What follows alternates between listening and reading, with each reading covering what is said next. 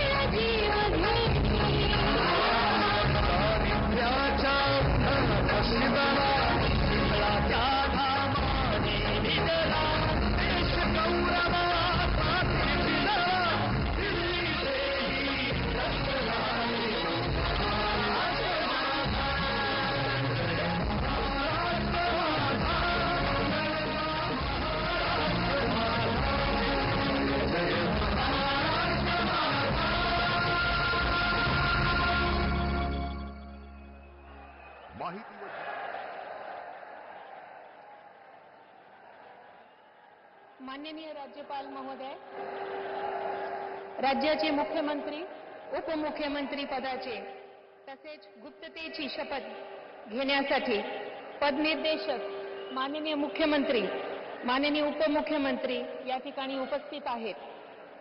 त्यांना कृपया आपल्यासमोर शपथ घेण्याची परवानगी असावी.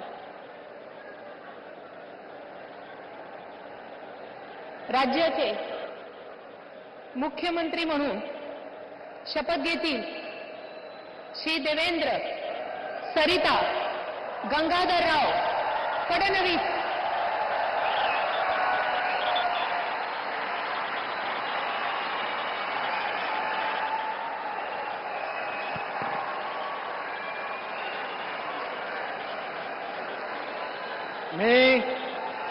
मी देवेंद्र सरिता गंगाधरराव फडणवीस ईश्वर साक्ष शपथ घेतो की कायद्याद्वारे स्थापित झाले आहे अशा भारताच्या संविधानाबद्दल मी खरी श्रद्धा व निष्ठा बाळगेन. मी भारताची सार्वभौमता व एकात्मता उन्नत राखीन. मी महाराष्ट्र राज्याचा मुख्यमंत्री म्हणून माझी कामे निष्ठापूर्वक व सत्सद विवेक बुद्धीने पार पाडेल आणि संविधान व कायदा यानुसार सर्व तऱ्हेच्या लोकांना मी निर्भयपणे व निपक्षपातीपणे तसेच कोणाच्याही विषयी ममत्वभाव किंवा आकस न बाळगता न्याय वागणूक देईन.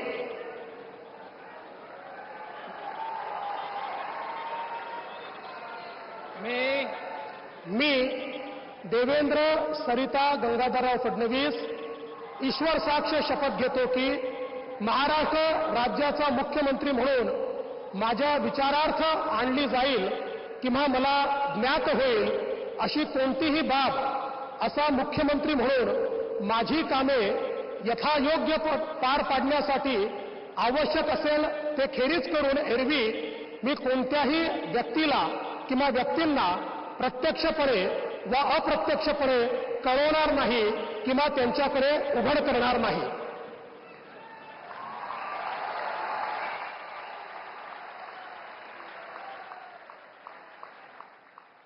देवेंद्र, सरिता, गंगाधर राव फडणवीस, अपने माँ अपने पिता दोनों का नाम, 54 साल इनकी उम्र है। 22 साल में पहली बार ये पार्षद चुने गए थे और उसके बाद 20-21 साल के करियर के बाद ये महाराष्ट्र के प्रदेश अध्यक्ष बन गए और 2014 में सबसे बड़ी जीत दिलाई क्योंकि बीजेपी के पहली बार मुख्यमंत्री बना। आप सोचिए कि 99 साल पहले 1925 में आरएसएस का गठन हुआ था और उसी नागपुर से तीसरी बार अगर कोई मुख्यमंत्री बन रहा है तो वो देवेंद्र, सरिता, गंगाधर राव फडणवीस है। बहुत बड़ा अचीवमेंट है। और यहीं पर शरद पवार के बाद सबसे यंग मुख्यमंत्री के तौर पर देवेंद्र फडणवीस को देखा जाता है। 38 साल की उम्र में शरद पवार ने शपथ ली थी मुख्यमंत्री की। 43 साल की उम्र में देवेंद्र फडणवीस ने शपथ ली थी 2014 में मुख्यमंत्री पद की और उसके बाद तो देवेंद्र फडणवीस यहां पर दोबारा तीसरी बार दरअसल मुख्यमंत्री बनते हुए, और मुझे लगता है कि इसको देवेंद्र फडणवीस 2.0 ही कहना चाहिए क्योंकि अब दरअसल मुख्यमंत्री पद के तौर पर वो काम कर पाएंगे। दूसरी एक इंपॉर्टेंट बात, एक बार भी अपने आप को, ये एक बहुत अच्छा बेशकीमती लम्हा है उनके जीवन का क्योंकि आप देख रहे हैं प्रधानमंत्री के साथ उनको एक संभाजी शिंदे,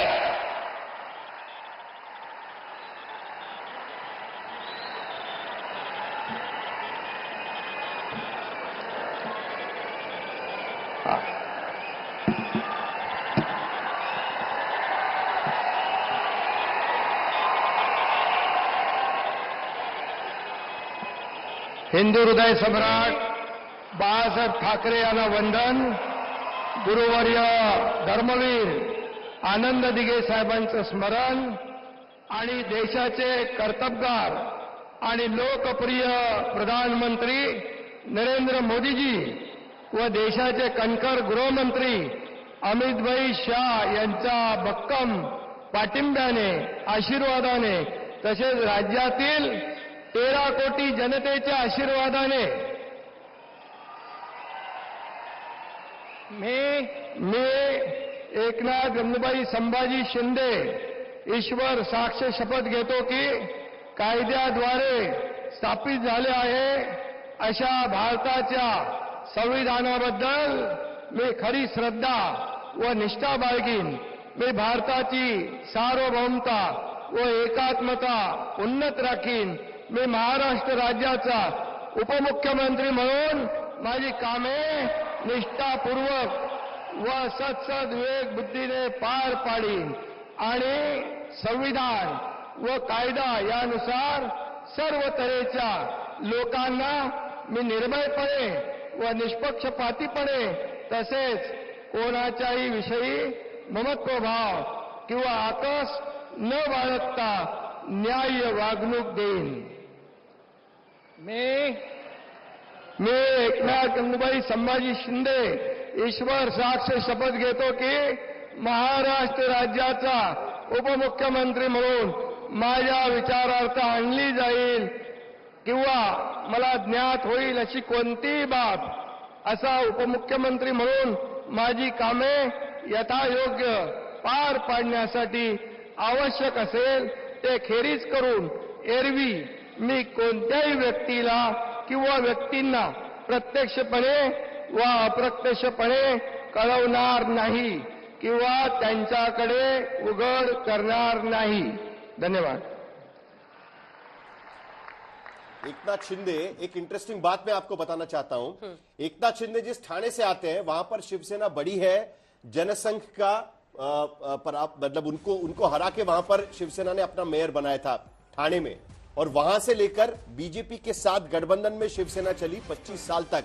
और देवेंद्र पहली बार आपने देखा होगा बाला साहब ठाकरे का नाम लेकर एकनाथ शिंदे ने शपथ की शुरुआत की, लेकिन नरेंद्र मोदी और अमित शाह को भी नहीं बुलाए उसमें. बिल्कुल, और नाम लिया. देखिए, आपको एकनाथ शिंदे के पूरे राजनीतिक सफर को देखिएगा तो आपको लोकतंत्र और उसकी जड़ों पर यकीन होगा. क्यों? क्योंकि एक ऐसा नेता जो एक वक्त पर ऑटो चलाता था, फिर वो कैसे एक ट्रेड यूनियन नेता बना, उसके बाद से वो बाला साहब के साथ जुड़ा, फिर उनके बेटे को वो उनकी राजनीतिक विरासत पर चुनौती देता है और सीएम बने, और अब वो डेप्यूटी सीएम बने हैं क्योंकि सीटें इस तरह की आई हैं और इस रोल को भी स्वीकार कर रहे हैं. तो कैसे संघर्षरत होकर और कई बार पारिवारिक जीवन में भी उनको कई मुश्किलों का सामना करना पड़ा है अपने बेटी को। और दूसरी बड़ी बात कि शिवसेना से बाहर निकलकर पार्टी का नाम और सिंबल अपने हाथ में लेना, उसके पीछे कई सारी राजनीति हो सकती है, लेकिन ये करना सबसे बड़ी बात, विधायकों को साथ में रखना। 40 विधायक, एक लम्हा जब वो प्रधानमंत्री से अलग से मिल रहे हैं और जब पीएम से मिल रहा है कोई, तब तो अलग से तालियां बज रही है, अलग से तालियां बज रही शपथ घेतील बेशकीमती लम्हा होता है, क्योंकि देखिए यहाँ से एक नए अध्याय की शुरुआत हो रही है और वो अध्याय ये लिख रहा है कि महायुति पर लोगों ने मुहर लगाई है। जिस राजनीति के साथ अजीत पवार आ रहे हैं, वो कैसे हाथ मिलाते हैं वो भी देखना है हमें।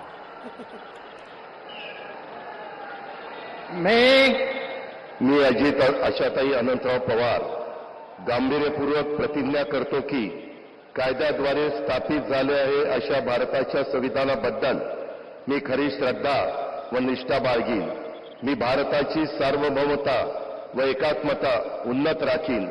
मी महाराष्ट्र राज्याचा उपमुख्यमंत्री म्हणून माझी कामे निष्ठापूर्वक व विवेक बुद्धीने पार पाडीन आणि संविधान व कायदा यानुसार सर्व तऱ्हेच्या लोकांना मी निर्भयपणे व निपक्षपातीपणे तसेच कोणाच्याही विषयी महत्वभाव किंवा आकस न बाळगता न्याय वागणूक देईन।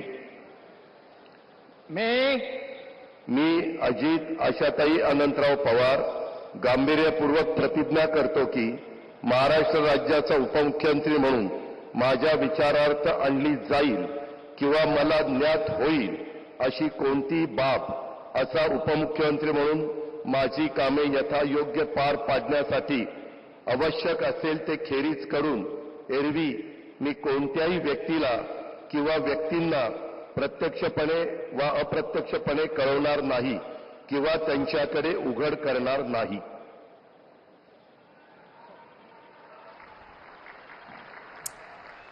5 बार डिप्टी सीएम रह चुके हैं, छठवीं बार बन रहे हैं और एनसीपी अध्यक्ष शरद पवार के भतीजे और अब अपना एनसीपी अपने हाथ में लेने वाले एनसीपी संस्थापक हमें बोलना चाहिए। हाँ, बिल्कुल। क्योंकि अभी एनसीपी एसपी हो गई है। और देखिए कई लोग इनको क्रेडिट नहीं देते हैं, कई सारे भ्रष्टाचार के मामले में इनसे की प्रश्न पूछा जाता है कि पहले आप उधर थे तो ये था, बाद में इधर गए तो ये हुआ, लेकिन ये भी एक सच्चाई है कि पश्चिमी महाराष्ट्र के बहुत बड़े इलाके में बारामती में काम अपने चाचा के बिहाफ पर यही देखते थे। दूसरी बात यह है कि पार्टी के सारे विधायकों को साथ में रखना ये कोई आसान बात नहीं है और एनसीपी में खास करके हर विधायक खुद के बलबूते जीत सकता है, इस तरीके की चीज है।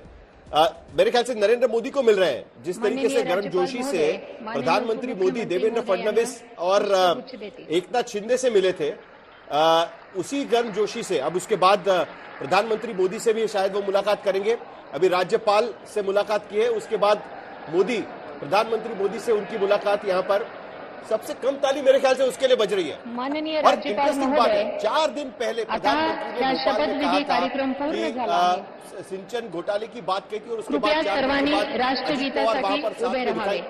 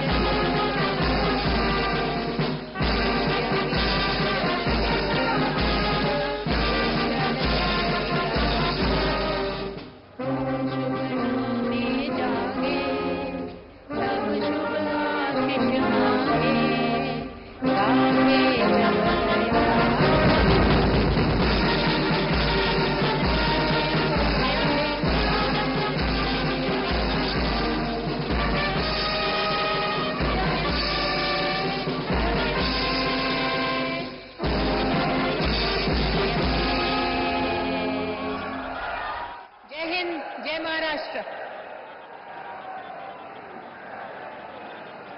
महाराष्ट्र 14वां ऐसा राज्य बन गया जहां पर भारतीय जनता पार्टी के मुख्यमंत्री अरुणाचल प्रदेश, असम, गोवा, गुजरात, हरियाणा, मणिपुर, त्रिपुरा, उत्तर प्रदेश, उत्तराखंड, छत्तीसगढ़, मध्य प्रदेश, राजस्थान, ओडिशा और अब महाराष्ट्र 14वां ऐसा राज्य। और जिस मैदान में, आजाद मैदान में आप देख रहे हैं प्रधानमंत्री नरेंद्र मोदी सभी का अभिवादन स्वीकार कर रहे हैं। इसी आजाद मैदान से 18 किलोमीटर दूर बांद्रा का वो रिक्लेमेशन ग्राउंड है जहां पर साल 1980 में भारतीय जनता पार्टी की स्थापना हुई थी और अटल बिहारी वाजपेयी ने कहा था अंधेरा छटेगा, सूरज निकलेगा, कमल खिलेगा। और देखिए इस बार 133 कमल खिला दिए हैं और उसी का श्रेय, उसी का ताज आज सजा है देवेंद्र फडणवीस के सिर पर। राज तिलक की बारी में वो बाजी मार ले गए हैं प्रधानमंत्री एनडीए के नेताओं से मिलते हुए।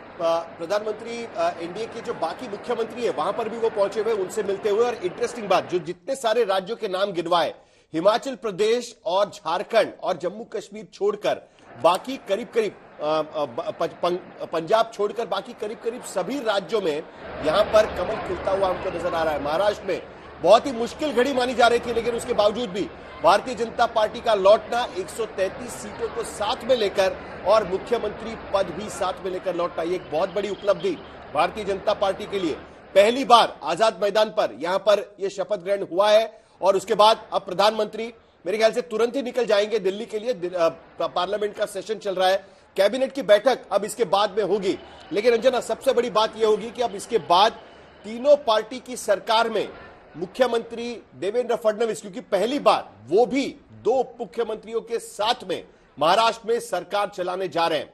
और तीसरी एक अहम बात, दिल्ली की सरकार में पार्लियामेंट का चुनाव में 240 सीटें पाने के बाद महाराष्ट्र जैसा राज्य जीतना, जो दूसरा सबसे बड़ा राज्य, यह बीजेपी के लिए सबसे बड़ी प्रायोरिटी थी, प्राथमिकता थी।